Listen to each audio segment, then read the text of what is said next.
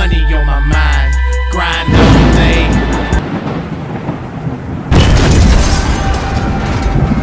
What's up? Welcome back to another hood. Okay, we have a new one for you guys.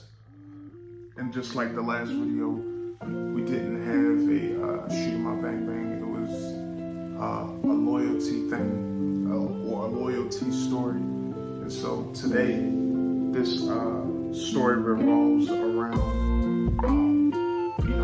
close to death situations, but it wasn't involving pistols or drugs and shit like that. This is a story involving alcohol and some of my closest calls to death.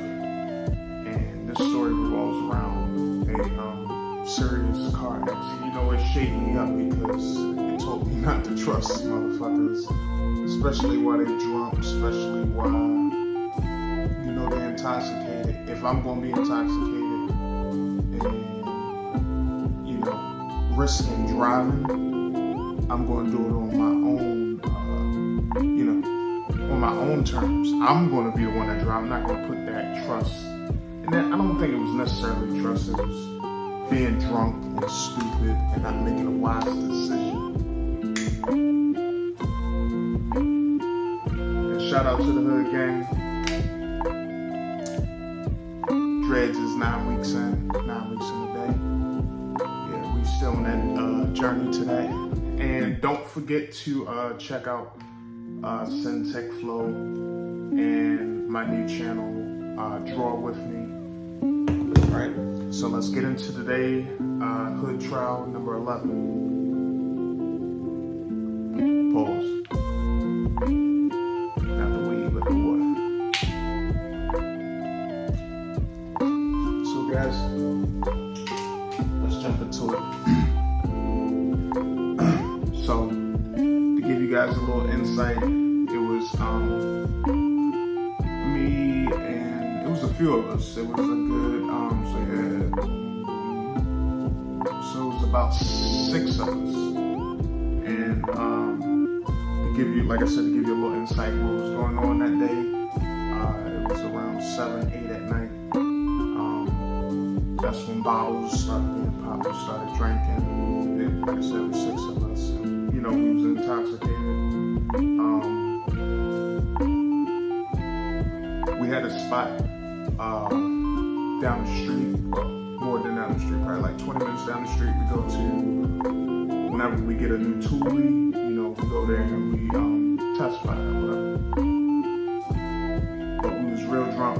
It wasn't like something that was planned that day. It was more so drunk people lead into whatever next.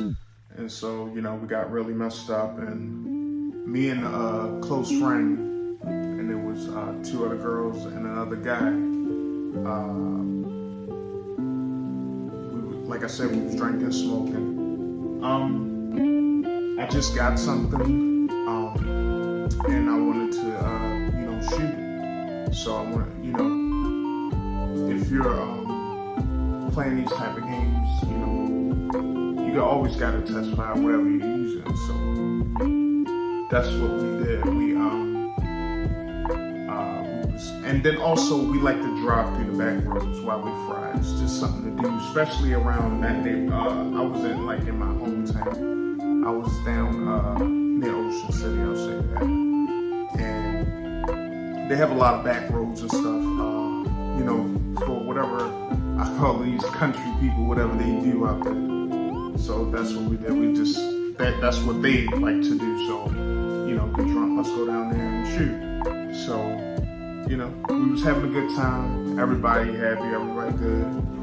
You didn't get no bad vibes in the stomach. Even though we was drunk and then we was talking about driving, like we was fucked up, really fucked up. So we ended up getting in the car. But my friend wasn't the one who was driving. It was one of the females it was her vehicle. So she was the driver, the designated driver. So pause. So we head down that road. It's it's like a long stretch. It's basically a straightaway until you get to the dirt road. So we'll go all the way down there. And so once you get down to the dirt road, so you get to the dirt road, so you go down probably another 5 minutes. Because you want to be in the woods. You don't want to be out in the open. And the boys, they everywhere out there. And, it's the country, they know I'm not the only shooter, so we just like to go in the woods, deeper in the woods. So you're gonna hear the shots, but it'll take a while for them to even get to you. Then plus you can hit the back roads. If you know the back roads well at night, you be straight. But the thing is, we didn't stop at the first. Once you hit to the dirt road, we went down a little bit. We didn't stop at the spot to get out and shoot. She kept going, but she was flying. You know what I mean? She was balling out. Like at that part of the road, you should probably be going about the most on that dirt road. Like they have a little sign up for 35 miles or 25 miles per hour. She was going about 70 something, like 70. That's what I remember. And like I said, these back roads go deep. So, and they get really, really windy once you get out of that beginning section. So, pause. Shout out to my wife. She she's a store manager of a dispensary. I just wanted to show some love. She's Curaleaf, but this is one of the brands that they, coexist. Back to the story. So she's balling up, flying, and like I said, these roads get windy. And, of course, naturally, the passengers start, man, like, yo, are you capable of driving? Like, you need to slow the fuck down. So, everybody was yelling at her. And, most drunks, what they do. I got this, I had this, I've been drunk a million times. Blase, look over and I see her almost going 90. And it's a big tree right at the fork in the road. It's really like a main Y, so the tree is like right on the right side if you're coming down the road, and you have to split off. So it's just like right there, and it's like 3-4 in the morning right now. So when you ever been in a sticky situation, it's like a flashback of every damn thing. Especially afterwards, of course. But she's gone. There's no stopping her. She's drunk. She got it in her head what she want to do.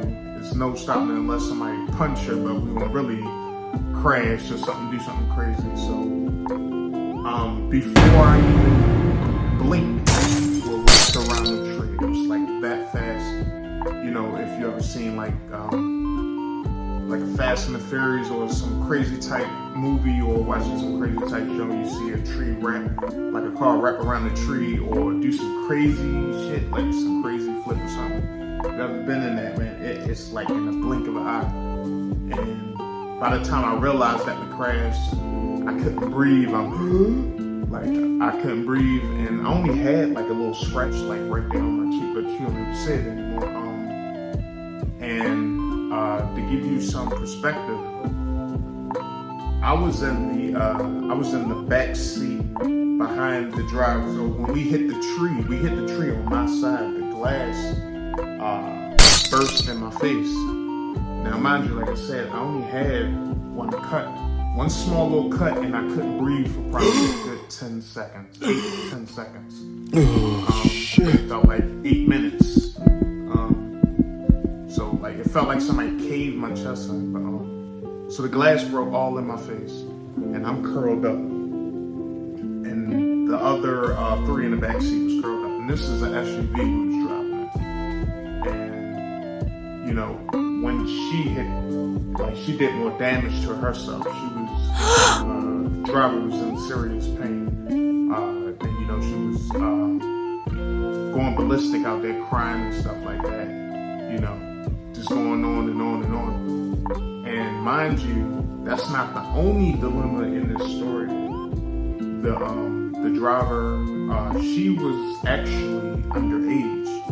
And once this shit happened, you know, we thought she was traumatized by what just happened, which rightfully so. But no, she knew in her head when the cops and her mother and them came there, her grandparents came there, she would, you know, we were all most likely go to jail, and you know, she'd be in serious trouble because she totaled the SUV, and plus she was underage, and me and my friend and the other person was, you know, we was over 18, so liquor, you know, we had stuff on us, we had a gun on us too, so we would have really been fucked in some words. So we end up having to call somebody else to come give us a ride, and we had to guide them down this back road, mind you,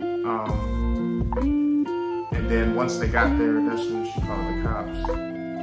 But thank God, the good part is nobody around that part of the Y, nobody lived right there. It was in a back windy road. But like to get back on point, so she was screaming and you know, crying and stuff like that. And then we finally, you know, after we got her to calm down somewhat, you know, we asked that question like, what? Like, we're gonna be okay, you just call your insurance. Like, that's how we thinking, because we don't know, you know, that she's underage. So you know, she finally gets through her tears, and you know, and she finally tells us she's 17, 16 that just turned 17. So we were really fucked. So not to get into any more details than that, because like I said on this channel, you already know we don't say no names, right? So that's just one of those close calls. Like I should be dead, as you can see from the images. I should be dead because, like I said, I was around the part that wrapped around the tree, and the glass, like, boom, right in my face. Like, my should be really fucked up. I would at least think, but first and foremost, I'm not like huge on the religion, but I do gotta thank God. I still thank God to this day, you know what I mean? Because He looked out for me in so many times, as you will learn in these next hood trials to come up. So that was all today, guys. We just had a flashback into a close call and a car crash, some liquor, some weed mixed in, and whatever else you'll never know. So remember, that subscribe button, like the video, leave a comment.